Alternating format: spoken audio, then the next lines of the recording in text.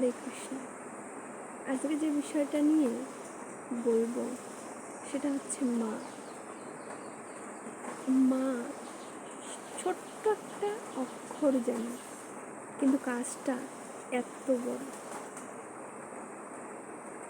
সমস্ত কিছুর আশ্রয়স্থল যেন এই মা। সমস্ত আবদার যেন এই মা। মা কত রকমের, অনেক রকমের।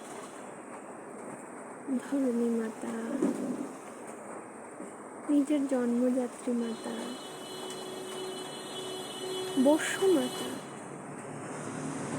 গঙ্গা মাতা। তো মাতা ধরলে অনেক মাতা, এই পুরো পৃথিবী মাতা, গো মাতা, সবাই কিন্তু মা। সবার দ্বারা আমরা বেঁচে থাকি। শুধু নিজের মা নয়, অনেক মা, অনেক মা। তো এই যে মাতৃশক্তি, এই মাতৃশক্তিকে শত শত কোটি প্রণাম, শত শত কোটি। ভগবানের তো আছেই মা দুর্গা, মা লক্ষ্মী, মা সরস্বতী। মেয়ে নারী মানেই মা, মাতৃশক্তি। তো সমস্ত কিছুর আধার যেন এই মা। বৃন্দা মাতা, রাধা মা, সবাই মা। এইবার আমাদের জাগতিক কিছু মায়ের সম্পর্কে বলি, যারা এই সন্তান, যাদের কাছে এমন এক একটা পরিস্থিতি হয়, যাদের কাছে সেই সন্তান তখন বোঝার সম হয়ে যায়। সেটা পরিস্থিতির কারণে হয় কিছু ক্ষেত্রে, তারাও তো মা, তাই না?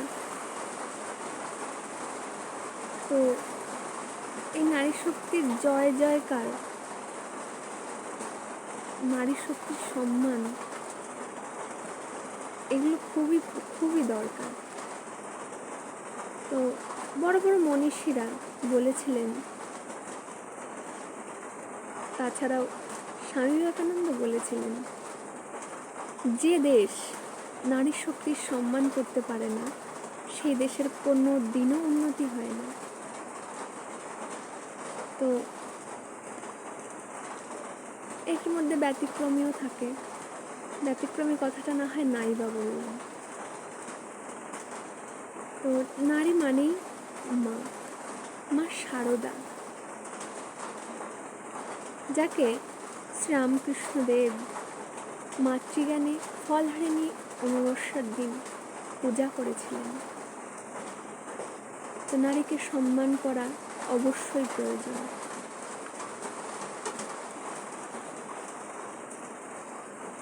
সমস্ত অত্যাচার এই নারী সহ্য করে।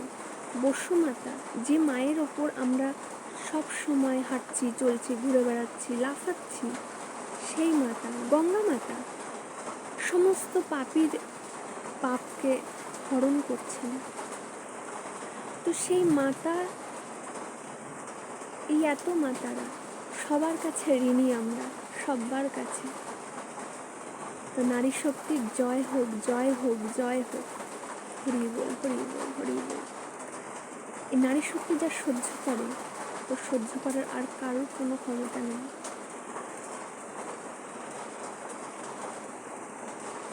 গীতা মাতা, কার নাম নেব আর কার নাম নেব না বুঝি না। তো জননী, জন্মভূমি, জয় মা, জয় মা, জয় মা, জয় মা, জয় মা। হরি বল, রাধে রাধে, রাধে রাধে।